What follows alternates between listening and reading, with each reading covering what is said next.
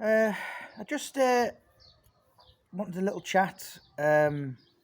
I got into, I suppose, true crime, or been interested in it, shall we say, um, last year of primary school.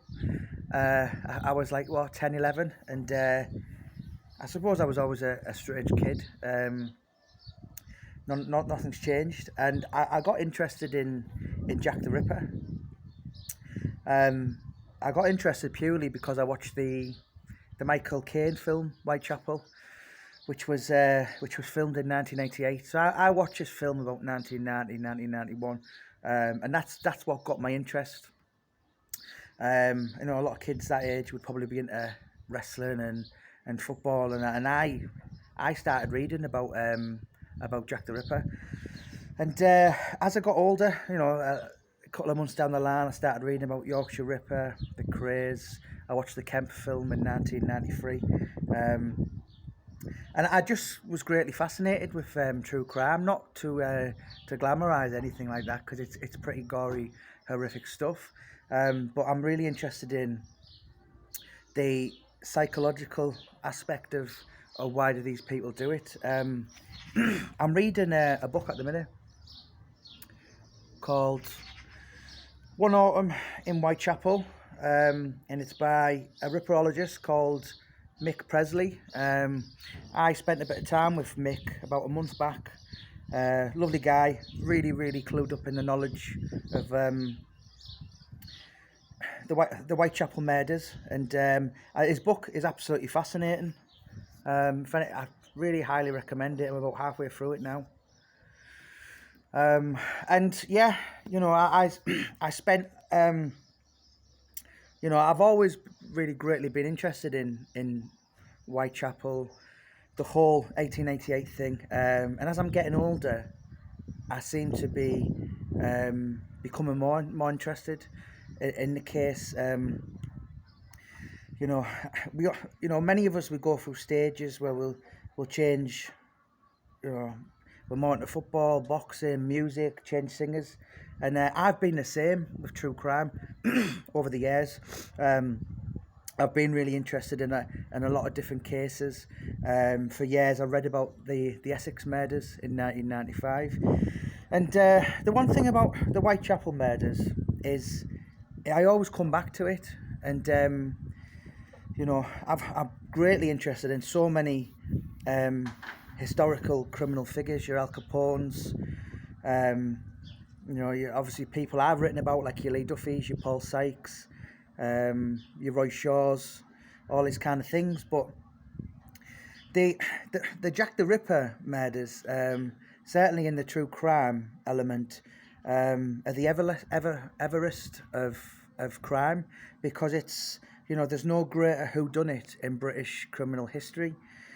And as we're on now, 133 years next month was the start of the Autumn of Terror, which lasted for 9 weeks. And here we are now, as I said, 133 years on, and we're no wiser to finding out who done it than they were 100 plus years ago. There must be maybe 200 or 300 suspects, but in my research and a lot of thorough investigate, but by no means I'm no Richard Jones, or I'm no Martin Fido or Donald Rumble, but I have greatly fascinated, thoroughly examined the case from bits and bobs, being able to read it, and it's I think there's probably maybe 15 suspects that you could name forward for the Jack the Ripper murders, and I could sit in front of you and I could tell you about Aaron Kosminski, I could tell you about George Chapman, I could give you a good case on Albert Backett, or Montague Druitt, there's Donald Rumbelow, Francis Tumblety. And I could convince you that it's finished. This is it. We've got the guy, and then someone else will come along and you'll go, yeah, well, maybe, there's people out there. Who, the one thing about the ripperologists is they're really passionate. It's, you know, not only they're making their living, but it's their whole lives. I had the great pleasure. I mean, I've researched and listened to a lot of ripperologists for the last 30 years, certainly the last 20 years in great length, since kind of social media has been on, 15 years, shall we say. And, the top ones, if you like, were Martin Fido, God rest him, Donald Rumbelow. And I mean, I had a fantastic pleasure of being in Richard Jones's company a couple of weeks back. Lovely, lovely guy. I think in my, I most nights I read and watch documentaries, and I think, I think he's the number one. Because he's not only got the incredible knowledge on the whole Jack the Ripper. He's a full shebang. He's got the full Whitechapel, Victorian history. The guy is literally a walking A to Z, and of not only Jack the Ripper towns, but just East End, people of the what's that word? The abyss. Just the full. The guy is, closing the name. He's a serious historian, and as I said, lovely guy, and it's no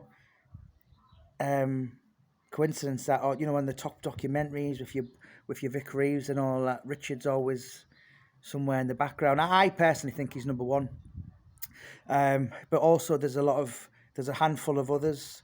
The knowledge, you've got to really take your hat off to them. Your Lindsay Civiters, your Stuart Evans, your Paul Beggs. These guys who, your Russell Edwards, you could go on and on. As I said, the guy who's doing this, Mick Presley, you could just go on and on and on about, some people who are really, really in the know on, for me, probably one of the most fascinating subjects out there. And it was, who was Jack the Ripper? I don't think we'll ever know. And in truth, in the reality, I don't think most of us, I don't think we really want to know. And yeah, it's not only the greatest who done it, but I think that's part of the fun, not funny if you like, but part of the mystique.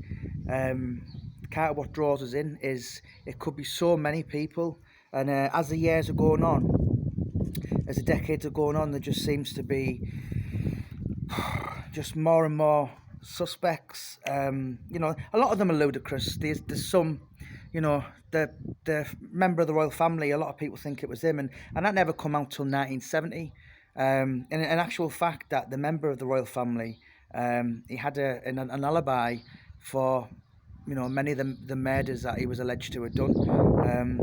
There's as I said in other videos, there's so many ridiculous people that have, Oscar Wilde, I've heard he was asked, some people are convinced it was Walter Sickert, John Merrick, the Elephant Man. There's so many people that if they were around in that time, then they think, oh, well, it was him. What one great, really interesting fact for me was when I was speaking to Richard Jones a couple of weeks back. He was telling me the link to what Middlesbrough had with the Jack the Ripper murder, and obviously Middlesbrough's really predominantly known, certainly from a true crime element, as just being your Lee Duffy. And I spoke to the paper the other week, the Gazette, and they'd done the story. They were fascinated by it. So yeah, I was kind of almost flattered a little bit that Middlesbrough had a little story to a little link, shall we say, to the Jack the Ripper murders. But I've most nights I'll probably watch documentaries, and I find it really therapeutic. If it sounds if that's a bit strange. One channel I'm going to put in the link for this video is Richard Jones's Jack the Ripper tours. I've watched literally every single video on there, and the guy, as I said, there's no one greater in my opinion than and it was an absolute pleasure to walk around the East End and listen to him. I meet so many people last couple of months. you know, Ali McCoy, Alan Shearer, Martin O'Neill, some boxers, megastars, Alex Reid. But I was actually a bit quite starstruck meeting Richard Jones, and he's a lovely, lovely guy as well. But you know, to be allowed for him to take me around places like Brick Lane and some of the Ripper murders. I was really blown away. Listening to his knowledge. So if anyone's really wants to know, anyone who has maybe 10% of the interest that I have with the case, then I would suggest that you follow Jack the Ripper Tours. I'm going to put the link in with this video. So if anyone wants to follow Richard's channel, just click on and subscribe. And if anyone wants to read more about the venerable case, which kind of grips you, and the more you find out about. I mean, I describe it as like a Jack the Ripper, like a rabbit hole.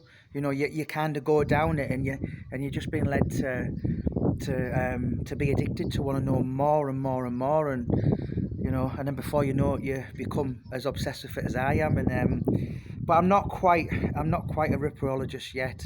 I'll leave that to the experts, to people like your Mick Presleys, your Richard Jones, and the other guys. But I think I'm certainly up there for enthusiasm, shall we say. But yeah, you know, anyone who's would fancy having a read of a really inquisitive, gripping book. It's One Autumn in Whitechapel, and it's by Mick Presley. And anyone who wants to find out more about Jack the Ripper from a serious heavyweight who knows the case, then click on to have a look in the link of this video, and it will take you to Jack the Ripper Tours. Yeah, I'm really interested to find out your comments and that. And I don't know, does it make me a bit of a weirdo? I was I was actually with Martin O'Neill a couple of weeks back, and he was telling me he's been on Jack the Ripper walks. I've spoke to one or two other Ripper people, and they said, you know what, we've took Kelly Osbourne, we've took Russell Brand, Victor, the guy who says I don't believe it, Victor Meldrew, is it? You know, so there's some Morrissey done a song on Jack the Ripper. Yeah, so you know, there's some.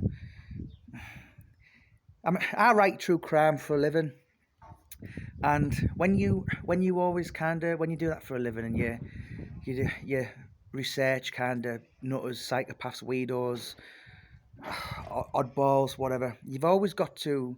I find you've got to explain why you do it. It's almost people are really you know, they're like, what's your game? Do you know what I mean? Where but it's human nature, and you know, I travel quite a lot, and there's 330 Waterstones in Great Britain, and I know, well, I have spoken to a lot of people who work in them shops, and many of them have said to me, our most popular genre for book sales is the true crime element, and there's no greater case than the Jack the Ripper, certainly in Britain anyway, and maybe in the world. You know, there's a lot of people in Canada and abroad, and you know, Richard Jones filmed on my friend Sean Atwood, who's got about nearly 700,000, and I said to Sean, I said, because obviously Sean's massive in America, and I said, listen, when, you know, obviously Richard,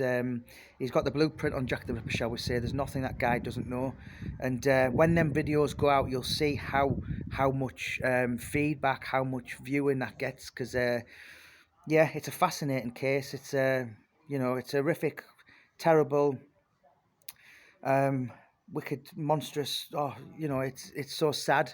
You think what them poor girls went through, but the fact of the matter, right, it was real life, and it was you know, as in 1888, London was the largest capital in the world, maybe one of the richest cities in the world, but you've got that square mile of Whitechapel, whatever you want to call it, and it was just literally, you couldn't get any lower on earth. And yeah, you know, that's the saddest, gripping thing about it is it was actually a real story, and yeah, you know, it's history. It's a part of history, and it's a part of. I mean, when I was down there, obviously I'm very familiar with the East End for the last God knows how many years. Lots of boxing shows. But what really gripped me is the biggest two. I think we're in Britain, in British criminal history, probably was Jack the Ripper and the Craze, certainly the most notable criminals. And what amazed me was Valence Road was where the Cray family home was. As you go right to the very bottom of it, that joins onto Bucks Row, which obviously is now called Darewood Street, and that's actually that was the scene of the first Jack the Ripper murder. So you've got, although there was something like 50 years apart from the Craze, 1888, they were born 1933. You've got, their streets literally a touching linked, and then you go on to, then you walk into Brick Lane and you experience the full East End. Richard Jones said to me, he said, a lot of people think, something, there's not much of the East End now, and there isn't, to be fair. But you know what? If you look hard enough for it, you'll see. You'll find the Hanbury streets. You'll see the. I know the Frying Pan pub on Brick Lane's not there anymore. It's an Indian. But if you have a look at the very top, it'll still say the Frying Pan pub. There's so many things like that. If you go around the East End and you have your blinkers on and you're aware and you're looking out for these things, then it gives you goosebumps. It really, really does. It's you've got to look hard enough. One guy's house who I went to was the home of George Lusk, who was the chairman of the Marland Vigilance Committee. And I found it really surreal and a bit spooky when I was looking at his home. When I was looking at his letterbox, thinking that half a kidney allegedly was Catherine Eddowes with a letter from hell, went through that letterbox. And I was looking at the street thinking, I was looking at the residents thinking, I bet you have no idea the history behind that house. But yeah, the East End is greatly fascinating. It's one of my favourite places on earth. It really, really is. A lot of people will describe it as a bit of a shithole, but a lot of my friends will go abroad and a week in London, hang around all the East End slums. I don't think there's anything better in life to do that. But don't forget, guys, if anyone is really interested in any more Jack the Ripper stories, click on the link in this video, and that will take you to Jack the Ripper Tours, and that is by the lovely guy called Richard Jones. He's got lots and lots of books out as well. I think he's got about as many as me. He's got 20 odd. And his stuff's going to be coming on Sean Atwood soon. And the guy's he's an expert in Charles Dickens as well. So he's going to be on Sean Atwood a few times. So thanks for listening to me, guys. And I'll have a look. Be looking for your comments below. Thank you so much. God bless.